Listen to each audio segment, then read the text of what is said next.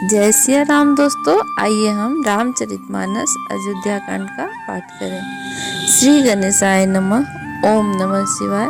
श्री गुरु चरण सरोज रज निजमन मुकुर सुधार बरनो रघुबर विमल जसु जोधा एक पलचार बुद्धिहीन तन जानिके सुमिरो पवन कुमार बल बुद्धि विद्या देव में हरहु कलेश विकार सियावर राम जय जय राम। पिछले एपिसोड में हमने दोहा नंबर 111 तक की कथा पढ़ी थी। अब आगे की कथा इस प्रकार है। सिया राम जय जय राम, सिया राम जय जय सिया राम। तब रघुबीर अनेक विधि सखई सिखावन दीन, राम रजाय सुशीस धरी भवन गौनो तिन कीन, सियावे राम जय जय राम।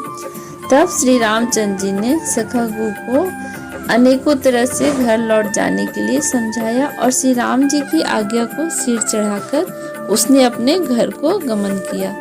पुनि सिया राम लखन कर जोरी, जमु नहीं किन्ह प्रणाम बहोरी। चले ससिय मुदित दो भाई, रवित तनुजा कई करत बड़ाई। फिर सीता जी और राम जी और लक्ष्मण जी ने हाथ जोड़कर यमुना जी को पुनः प्रणाम किया और सूर्य कन्या यमुना जी की बड़ाई करते हुए सीता जी सहित दोनों भाई प्रसन्नता पूर्वक आगे चले। पथिक अनेक मिले ही मग जाता, कहि सब प्रेम देखी दो भ्राता। राज लखन सब अंग तुम्हारे, देखी सोचो अति हृदय हमारे।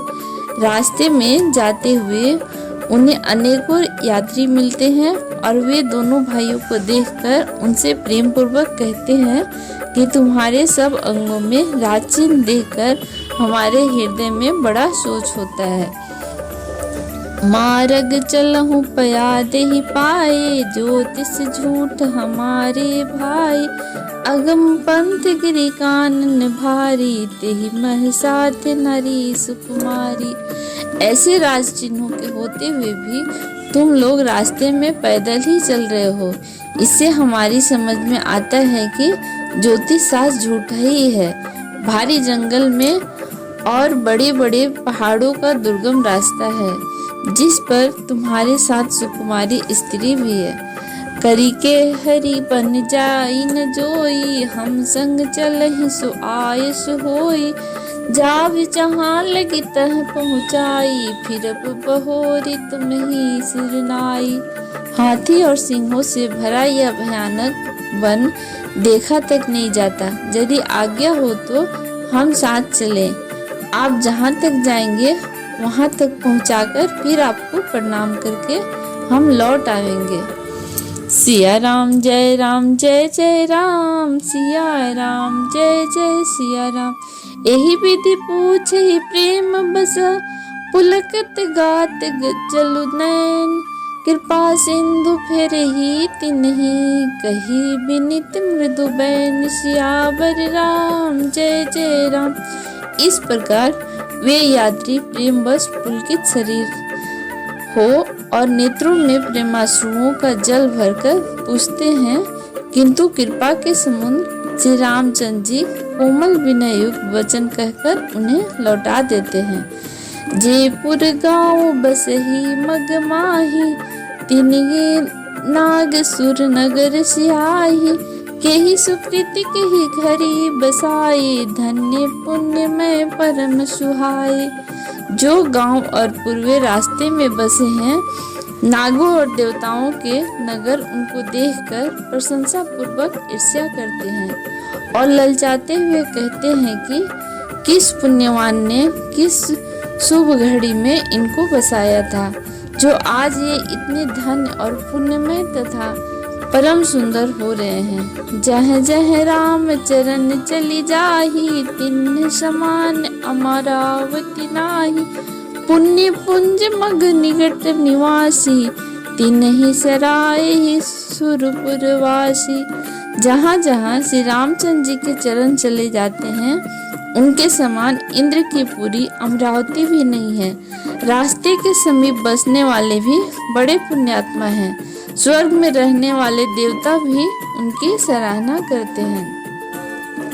जे भरि नयन बिलो कही राम ही, सीता लखन सहित घनश्याम ही।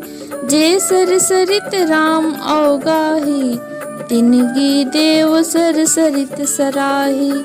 जो नेत्र भरकर सीता जी और लक्ष्मण सहित घनश्याम श्री रामचंद्र जी के दर्शन करते हैं और जिन तालाबों और नदियों में श्री राम जी स्नान कर लेते हैं, देव सरोवर और नदियां भी उनकी बड़ाई करती हैं। जेहि जरुतर प्रभु बैठ ही जाई, करहि कलपतरु तासु बढ़ाई।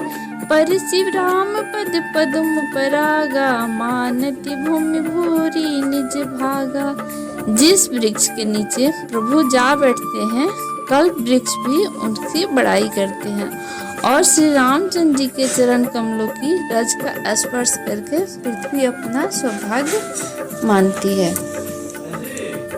सिया राम जय जय राम, सिया राम जय जय सिया राम। चाह करही घन विपत घना, बरसहि सुमन सियाही। देखत गिरि बन बिहग मृग, राम चले मग मजाही। सियावर राम जय राम। रास्ते में बादल छाया करते हैं और देवता फूल बरसाते हैं और सिहाते हैं। पर्वत वन और पशु पक्षियों को देखते हुए श्री राम जी रास्ते में चले जा रहे हैं।